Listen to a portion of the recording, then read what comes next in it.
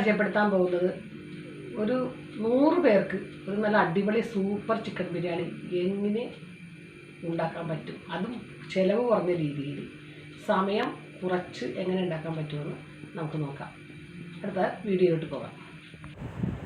അതിനായിട്ട് നമ്മൾ എന്താ ചെയ്യേണ്ടതെന്ന് വെച്ചാൽ അരിയാണ് വേണ്ടത്. അരി ഒരു 12.5 കിലോനാണ് ഞാൻ വാങ്ങിയത്. അപ്പോൾ ഞാനൊരു 2 ലിറ്ററിൻ്റെ കപ്പിന് അളന്ന് നോക്കിയപ്പോൾ ഒരു 6.5 കപ്പാണ് എനിക്ക് കിട്ടിയത്. ഞാൻ അതിന് വേണ്ടിയിട്ട് ഒരു 10 കപ്പ് വെള്ളം എടുത്ത് മാറ്റി വെച്ച്, അതിനുശേഷം ഒരു ചരുവത്തിലോട്ട് ഞാൻ 1/2 കിലോ സൺഫ്ലവർ ഓയിൽ ഒഴിച്ചു. അതിനുശേഷം ആ സൺഫ്ലവർ ഓയിൽ മൂത്ത് വന്നപ്പോൾ അതിനകത്തോട്ട് ഞാൻ കുറച്ച് മസാല, കറുക, ഗ്രാമ്പ്, ഏലക്ക, പെരുംജീരകം, കുറച്ച് സവാള എല്ലാം കൂടി ഇട്ട് അത് മൂപ്പിച്ചിട്ട് അതിനകത്തോട്ട് 10 കപ്പ് വെള്ളം അങ്ങോട്ട് ആഡ് ചെയ്തു. അതിനുശേഷം ഈ അരിയും അതിലോട്ട് ആഡ് ചെയ്തു. അതിനുശേഷം നമ്മൾ 2 നാരങ്ങ പിഴിഞ്ഞതിലോട്ട് ഒഴിച്ച്, പിന്നെ ബിരിയാണി എസൻസിൻ്റെ ഒരു അടപ്പ് മതി, ഒരേ ഒരു അടപ്പ്. പൈനാപ്പിൾ എസൻസിൻ്റെയും ഒരടപ്പ് മതി. ഒരുപാട് എസൻസുകൾ ഇതിനകത്ത് ഒഴിക്കരുത്, നമുക്ക് കഴിക്കാൻ പറ്റില്ല, മട്ടിച്ചു പോകും. ബാക്കി കുറച്ച് പാകത്തിന് ഉപ്പ് ഇട്ട് അത് നമ്മളിങ്ങനെ ഇളക്കിക്കൊണ്ടിരിക്കണത്. ഒട്ടും നമ്മൾ കൈയൊന്നും എടുക്കരുത്, അല്ലെങ്കിൽ അടി പിടിക്കും. അതിങ്ങനെ ഇളക്കിക്കൊണ്ടിരിക്കുന്നിരുന്ന് ഒരു പാകമുണ്ട്. ആ പാകം വരുമ്പോഴത്തേക്ക് നമുക്കിത് അടച്ച് വയ്ക്കാൻ അനുവദിക്കണം. ഇപ്പോൾ പാകമായി. ഇനി ഈ റൈസിനെ നമുക്ക് അടച്ച് വയ്ക്കണം. അതിന് ശേഷമാണ് നമുക്ക് ഇത് ഒരു 1-2 മണിക്കൂർ കഴിഞ്ഞതിന് ശേഷമാണ് നമുക്ക് തുറക്കാൻ പറ്റുള്ളൂ. ഇതിന് ശേഷം ഇത് നമ്മൾ അടച്ച് വെച്ചതിന് ശേഷം 1 മണിക്കൂർ കഴിഞ്ഞ് തുറന്നതിന് ശേഷം നമ്മൾ അതിലോട്ട് ആ ചൂട് ചോറായിരിക്കുമല്ലോ, ആ ചോറിനകത്തോട്ട് ഒരു 1/2 കിലോ നെയ്യ് അങ്ങോട്ട് നന്നായിട്ട് എല്ലാവർക്കും മീതയിൽ അങ്ങോട്ട് ഒഴിച്ചു കൊടുക്കണം. ഒഴിച്ചു കൊടുത്തതിന് ശേഷം വറുത്ത് വെച്ച അണ്ടിപ്പരിപ്പ്, കിസ്മസ്, കുറച്ച് ക്യാരറ്റ് അരിഞ്ഞത്, കുറച്ച് പുതിനയില, കുറച്ച് മല്ലിയില, അങ്ങനത്തെ തുടങ്ങിയ സാധനങ്ങളൊക്കെ അങ്ങോട്ട് വിതറി പിന്നെ സൂപ്പറായിട്ട് അവിടെ അടച്ച് മാറ്റി വെച്ചാൽ ബിരിയാണി റൈസ് റെഡിയായി. അപ്പോൾ നമ്മൾ ചോറൊക്കെ ഏകദേശം റെഡിയായി കഴിഞ്ഞത്. ചിക്കൻ ഞാൻ വാങ്ങിച്ചേക്കുന്നത് ഒരു 6 കോഴിനെ ഞാൻ വാങ്ങിച്ച്, 2 വർഷമൊക്കെ പാലസ്റ്റിക്കണ ഇരുന്നോട്ടെ. അതിന് ഞാനൊരു കഴുകിയൊക്കെ വൃത്തിയാക്കി എടുത്തിട്ട് മുളക് പൊടി, മഞ്ഞൾപ്പൊടി, ഉപ്പ് പൊടി, ബ്ലാക്ക് പെപ്പർ കൂടി ഇട്ട് പുരട്ടി വെച്ചേക്കുന്നതാണ്. അത് പിടിക്കുന്ന സമയത്ത് നമുക്ക് സവാള റെഡിയാക്കി എടുക്കാം. അപ്പോൾ ഈ സവാള ഞാനൊരു 10 കിലോ സവാള എടുത്ത് നല്ല സ്ലൈസായിട്ട് അരിഞ്ഞ് വെച്ചിട്ടുണ്ട്. അപ്പോൾ അരി കഴുകി നമ്മൾ ഇതിന് കുതിർത്താനിട്ട സമയത്ത് ഞാൻ സവാളയൊക്കെ ക്ലീൻ ചെയ്തിട്ടുണ്ടായിരുന്നു. ഇപ്പോൾ ഞാൻ സവാള പെട്ടെന്ന് തന്നെ അത് കഴുകി അതൊക്കെ എടുത്തത് അരിഞ്ഞ് നല്ല സൂപ്പറാക്കി വെച്ചിട്ടുണ്ട്. ഇതിലോട്ട് ആവശ്യമായ ഒരു 100 ഗ്രാം മുളക് പൊടി എടുത്ത് വയ്ക്കുക. അതിനുശേഷം 150 ഗ്രാം മല്ലിപ്പൊടി എടുത്ത് വയ്ക്കുക. അതിനുശേഷം 150 ഗ്രാം ചിക്കൻ മസാല എടുക്കുക.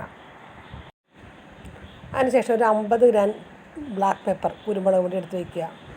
അതിനുശേഷം ആവശ്യത്തിന് മഞ്ഞൾപ്പൊടി എടുത്ത് വയ്ക്കുക. അതിനുശേഷം കുറച്ച് ആവശ്യത്തിന് നമുക്ക് ഉപ്പെടുക്കുക. അത് ഓരോരുത്തരും ഇണക്കം പോലെ ഇട്ടു.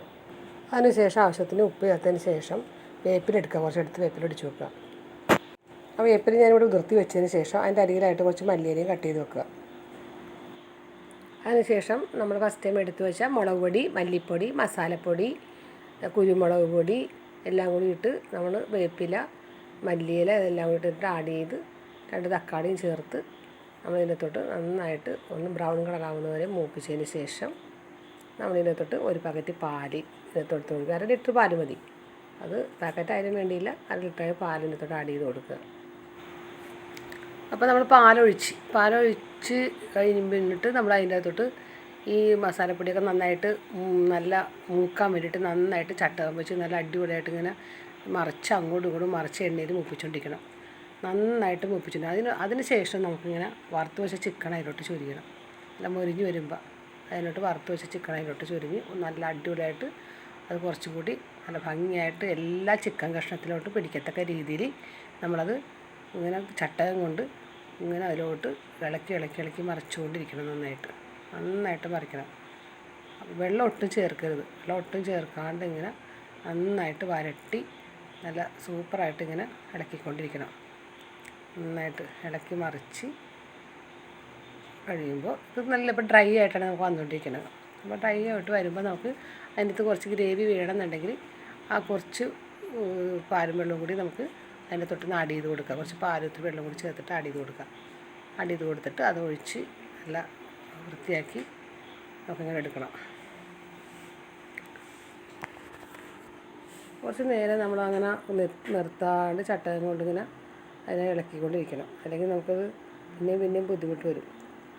നല്ല ഭംഗിയായിട്ട് ഇപ്പം നല്ല അടിപൊളി ചിക്കൻ കറിയായി.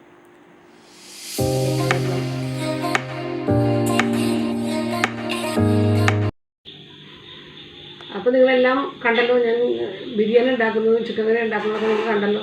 അപ്പോൾ 100 പേർക്ക് 15,000 രൂപ കൊടുക്കാണ്ട് 7,500 രൂപക്ക് നമുക്ക് സിമ്പിളായിട്ട് 100 പേർക്ക് ചിക്കൻ ബിരിയാണി സൂപ്പറായിട്ട് വീട്ടിൽ തന്നെ ഉണ്ടാക്കിയെടുക്കാം.